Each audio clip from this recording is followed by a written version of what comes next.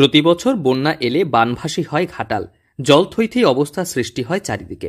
ডুবে যায় ঘরবাড়ি, রাস্তাঘাট, এমনকি ছোট্ট ছোট্ট ছেলে মেয়েদের পড়ার স্কুলও।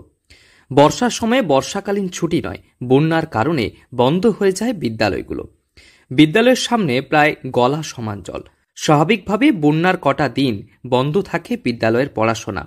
মন খারাপ হয়ে থাকে পড়ুয়াদের।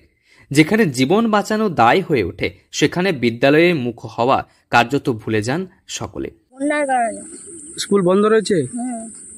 কতদিন? এক সপ্তাহ। জল তো কমছে? হ্যাঁ। এখনো জল রয়েছে? বন্ধুদের সঙ্গে দেখা হয়নি, স্কুল যাওয়া হয়নি, মন খারাপ হয়নি? হ্যাঁ হচ্ছে। কি চাইছো? বন্যার যেমন তাড়াতাড়ি কমে যায়, স্কুলে যেতে হবে। কি নাম? তবে ধীরে ধীরে উন্নতি হচ্ছে বন্যা পরিস্থিতির। জল কমছে বিভিন্ন এলাকা থেকে, তবুও বন্যার বেশ কয়েকটা দিন গড়ালেও এখনো জলমগ্ন একাধিক এলাকা, ডুবে রয়েছে বিদ্যালয়গুলো। প্রসঙ্গত, দিন কয়েক আগে হড়পা বানের কারণে বন্যা প্লাবিত হয় ঘাটাল, চন্দ্রকোনা, দাসপুর সহ একাধিক এলাকা। ডুবে যায় ঘরবাড়ি। বেশ কয়েক লক্ষ মানুষকে আনা হয় নিরাপদ আশ্রয়ে। শুধু বাড়িঘর ডুবে যাওয়া নয়, ঘাটাল মহকুমায় থাকা একাধিক স্কুল জলের তলায়। বর্ষার সময় থেকে বন্ধ হয়ে যায় পঠন পাঠন। বন্যার কারণে এখনও বন্ধ একাধিক স্কুল, কারণ স্কুলের সামনে এখনও জমে রয়েছে জল। ছাত্রছাত্রীদের যাতায়াত কিংবা পড়াশোনা কোনোভাবেই সম্ভব নয়। বেশ কিছু জায়গা থেকে জল নামলেও এখনও নিচু এলাকা জলমগ্ন। ভরসা ডিঙ্গি বা নৌকো। স্বাভাবিকভাবে বিদ্যালয় খোলার কোনো অবকাশই নেই বন্যা প্লাবিত ঘাটালে। স্কুলের মধ্যে অনেকটাই জল প্রবেশ করেছিল। স্কুলের ভিতর প্রায় 4 থেকে 5 ফুট, মানে পিছন দিকটা যেটা রান্নার জায়গাগুলো, সেখানে প্রায় জল ছিল।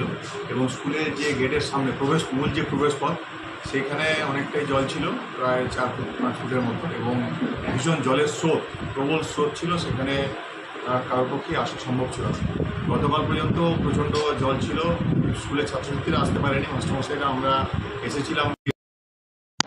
আজকে সামনে থেকে জলটা নেমে গেছে। প্রশাসন সূত্রে জানা গিয়েছে, ঘাটাল, চন্দ্রকোনা, দাসপুরের প্রায় শতাধিক বিদ্যালয় জলমগ্ন হয়েছে। উঁচু এলাকা থেকে জল নামলেও একাধিক পঞ্চায়েত এলাকা এবং পৌর এলাকা, বিভিন্ন স্কুল জলমগ্ন হয়ে রয়েছে। স্বাভাবিকভাবে বন্যার কারণে বন্ধ বিদ্যালয়ের পঠন পাঠন।